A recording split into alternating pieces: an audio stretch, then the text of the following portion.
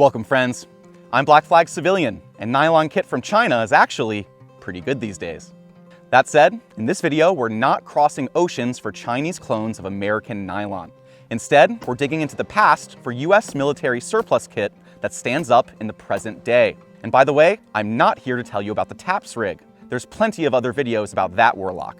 No, instead, I'm here to tell you about the USGI Fighting Load Carrier Vest, FLC Vest for short, which I think of as the missing link between the load-bearing equipment of the past and the modern chest rigs of today. But why should you care about this missing link? Why wouldn't we just stick to the modern hotness? Well, over the past decade, the prepared civilian community has gravitated toward high-speed, low-drag gear. 3 mags, GP space for a single candy bar. IFAK? Hope a single TQ is enough to stop the bleed. Oh shit, there's no room left for my radio. In my view, this micro-rig trend was a mistake. The minimalism went way too far. Civilians are not doing rooftop insertions. No air support. Just you and what you can carry. So the high-speed, minimalist rigs that work for special operations are actually bad kit for most civilian defense scenarios. We as civilians need to think about sustainment, both in terms of fighting capabilities, for example, carrying more ammo, but also in terms of survival, water, food, shelter, and more. That requires more volume than a micro rig could ever offer. And that's where solutions like the Fighting Load Carrier Vest come in. In this video, I'm going to talk a little bit about chest rigs, belt kit, and load-bearing kit in general, and where the Fighting Load Carrier Vest falls amongst the bunch.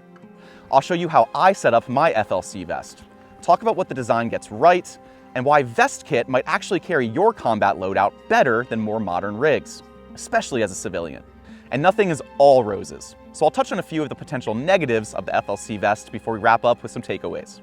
Let's get started by talking a little bit about the chest rig market in general. There's a lot to consider when you're in the market for nylon kit. There are dozens of companies out there making their own chest rigs, belt kit, load-bearing vests, you name it. And for chest rigs and vests in particular, there is one decision you need to make up front. Do I want a complete fixed rig with permanent sewn-in pouches, or would I prefer a modular, blank slate style rig plus a number of pouches and other accessories attached to it? The first option, a fixed setup with all the mags and GP and medical pouches permanently sewn into the rig or vest, has a lot of benefits. These can be less expensive, lighter weight, and lower profile compared to a similar modular setup. But the other side of all those benefits is one massive negative: no modularity. Whatever you pick, I hope you like it, because if you choose this style of rig, you can't change anything about it without a pair of scissors and a sewing machine.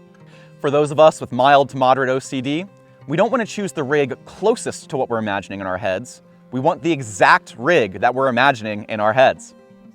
If that describes you, then modular chest rigs, belt kit, and vests are better. They give you a blank slate, rows and rows of webbing that allow you to attach the exact pouches you want in the exact locations you want them. Sometimes, these rigs might have a spot for magazines in addition to the ladder lock system, such as the USGI TAPS rig or many other similar examples. But the FLC vest that we're talking about today is a true blank slate option. It's ladder lock only, no pouches sewn into the kit. It's as good or bad as you make it. And that's exactly what we're covering next. But first, a quick word about how much it costs to accessorize one of these vests to carry your combat load, and if you need, your sustainment gear. Before I get into my FLC vest setup, I just want to touch on one important topic: cost. The FLC vest is super affordable, only about $40 for a new, unissued vest in M81 Woodland or 3-color Desert. Even cheaper if you go used. But as I covered in the last section, you can't run it slick. You must accessorize it.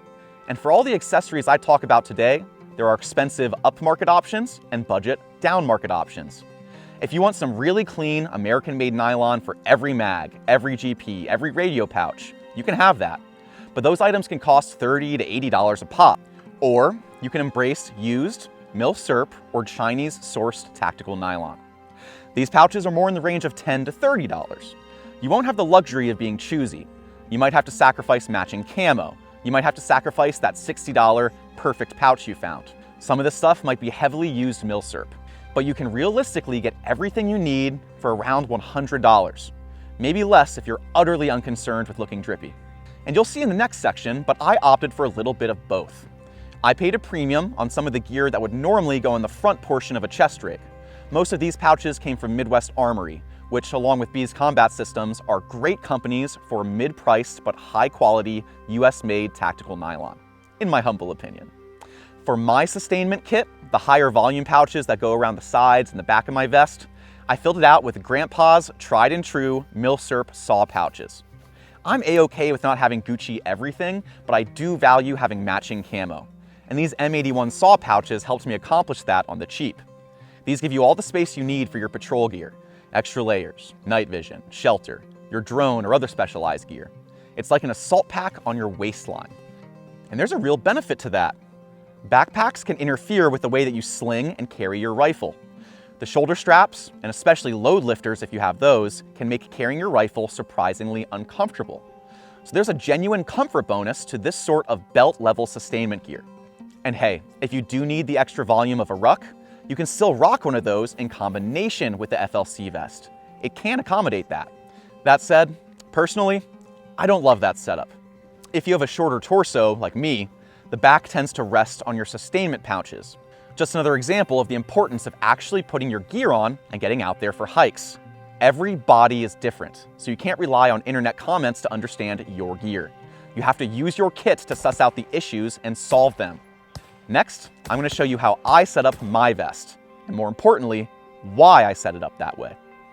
Before I go into the pros and cons, positives and negatives, I just want to show you exactly how I kitted out my FLC vest. Big picture, I set it up for sustainment, and here's how I did that. Up front, I have double mag plus GP pouches on each side. These are from Midwest Armory, and honestly, this entire project started when I found this pouch and thought, that would go perfect on a Woodland FLC vest. And then, outward on both sides, I have double mag pouches from Bee's combat systems. So 8 magazine pouches as a base, plus quick access GP up front, just on the lower tier of this vest. And one great thing about the FLC vest that I'll talk more about later is the PALS webbing going all the way up your shoulder. So I have a second upper tier of gear on my left side. I have my radio up here, which gets the antenna a little bit higher and partially over my shoulder. And from there, I have a speaker mic wrapped around and clipped directly to my shoulder. I also put a TQ next to the radio in a spot where it's easy to grab with either arm. I'm running the right shoulder slick for now, so nothing gets in the way of me shouldering my rifle. But I do have a few ideas for the area just above the magazines, which I'll run by you later. One important note here, you see how everything on the front is higher than the stuff on the sides and the back? Well, this is to make it easier to crouch and kneel. It's really important that you're able to stay nimble in your kit, and setting it up like this helps me do that. Then, down here on my right side at the lower level, almost belt level, I have a Nylon pouch that also doubles as a triple magazine pouch. So say I'm running a water bladder out of my backpack.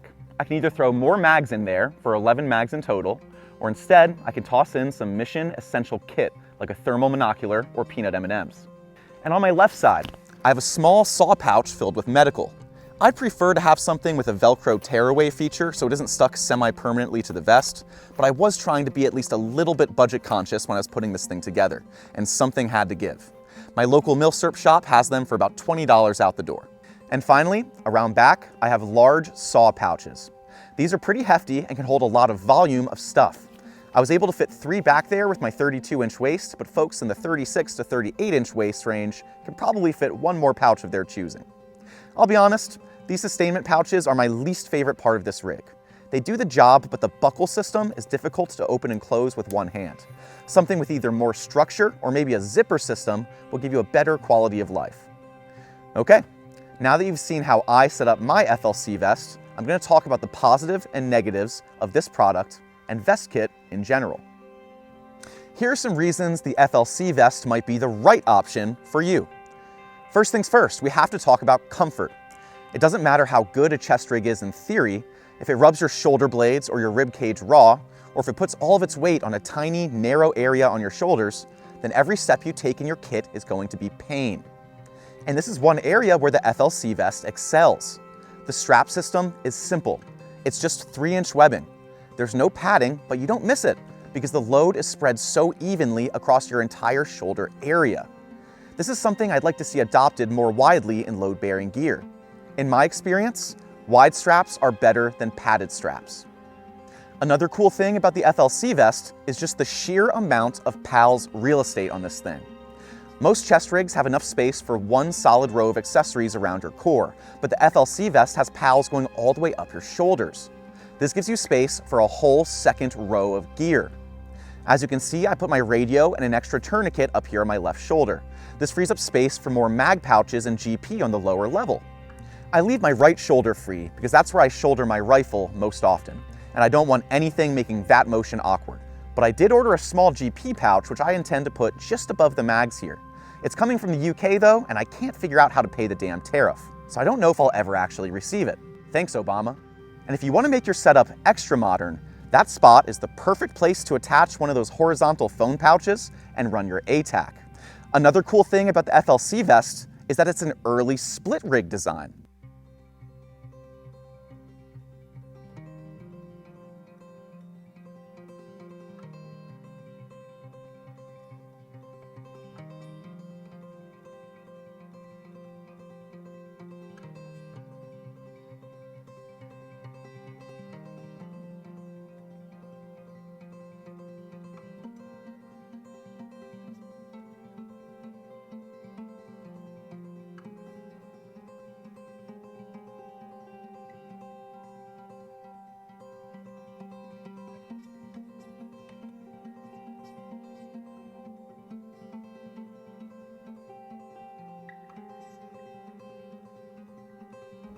Now in terms of camo, this benefit is in the eye of the beholder.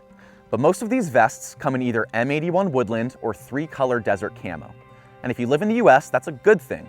These camos work well enough to excellent in 80% of the country, 80% of the year. That said, there's a strong case to be made that you should wear camo clothing layers, but stick to earth tones for your nylon gear. Because you might want to change your camo pattern one day, or even throughout the year on different seasons. And if you do, you'll be happy that your Ranger green or tactical beige gear can transfer right over without looking awkward. If you subscribe to that theory, there is a solid coyote version of the FLC vest out there for you. At the end of the day, this vest, the way I have it set up at least, just works for me. The comfort is there, the quick access to my mags and other fighting gear, the volume for extra layers or food or other mission essential gear. And though I don't love it with a backpack, I can add a backpack to the system for long-term sustainment if I'm out for a multi-day ruck, a training exercise, whatever. I don't feel like I'm missing out on anything. The only thing I might consider replacing are these saw pouches around back, but even that is more about me being picky rather than any genuine shortcoming of the setup. And finally, this one is subjective, but the FLC vest is kinda drippy. Not modern, high-speed drip, but practical, I'm gonna go on a 5-day patrol and that high-speed junk won't sustain me for 5 hours kind of drip. M81 is literally a fashion statement inside and outside the tactical community in the year of our Lord, 2025. The FLC vest works and it looks good. And we all know looking cool is the number 2 and number 4 rule of firearm safety. All right, enough glazing. Oh, please don't be glazing me here, Zora. Let's talk about the stuff that isn't so great.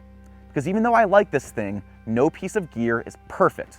And the FLC absolutely has a few quirks that might make it bad for you, your body type, or your wallet. Now here are some reasons the FLC vest might be the wrong option for you. First, money. Sure, the vest itself is $20 to $40. A dinner and 3 beers cost more. But remember, the FLC vest requires accessories. And if you start covering it with the Gucci stuff, American-made nylon, niche purpose-built GP space, a pouch for your specific radio, so on and so forth, then that $30 vest suddenly becomes a $300 project. And at that point, you're not comparing it to budget surplus gear anymore. You're comparing it to some genuinely nice modern kit. Bees, Shaw, Haley, Spiritus. So if you're on a strict budget, or you don't want to hunt through 4 websites and 3 surplus shops to save $18 on mismatched pouches, then this might not be the platform for you. Now because this is a vest and not a chest rig, you have less freedom to set the ride height exactly where you want it. You can move your pouches up or down a couple rows, but the vest itself sits where it sits. If you've got a shorter torso, you might feel like the FLC sits too low no matter what you do. And if it does hang too low, it can pinch the skin between the bottom of the vest and the top of your belt line, especially when you're bending down or kneeling. This isn't specific to this vest. In fact, it was much worse on my multicam STAC rig than this vest. but it's still something to keep in mind. Here's another issue related to the realities of the vest platform. The sizing window is not infinite. For thin folks, even with the belt section set all the way in, it can feel a little loose. There might be some areas that bunch up or fold over. The reason this matters is if you have to run in your kit, it's important that everything is at least relatively tight to your body, so everything doesn't flop all over the place. To its credit, the FLC vest does have a simple and effective way for adjusting width around the midsection. That said, for bigger folks, especially people with large torsos and big barrel chests, it can feel tight even when adjusted all the way out. So just understand, there's no small, medium, and large. It's one size. It has a decent amount of adjustment and it fits most people well. But if you're close to either end of the size spectrum, it might not feel perfect on you. And finally, balance.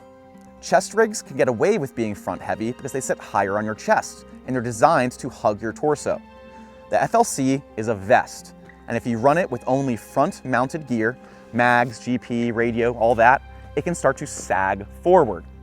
This is one of the reasons I think the FLC shines as a sustainment style rig.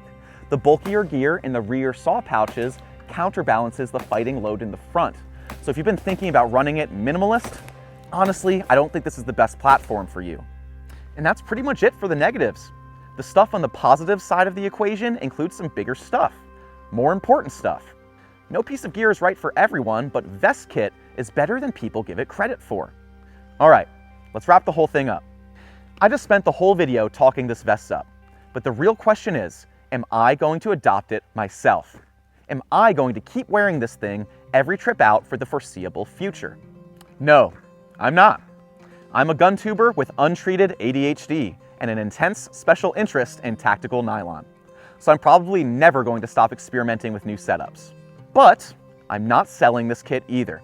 I do plan to keep it roughly in this format and use it when it's the best fit for my camping trip or training session. I want to put an ATAC pouch on the right side here, and I'll probably replace the saw pouches with something with zippers and long pull tabs. But aside from that, yeah, this thing fucks. If you stuck around until now, thank you. If you'd like to support this channel, please follow the link in this video description to the Black Flag Civilian Subscribe Star page. Any level of support gets you into the BFC Discord server, where we have a mixture of casual community, gear talk, but also serious defense and preparedness education going on. Until next time, take care of each other.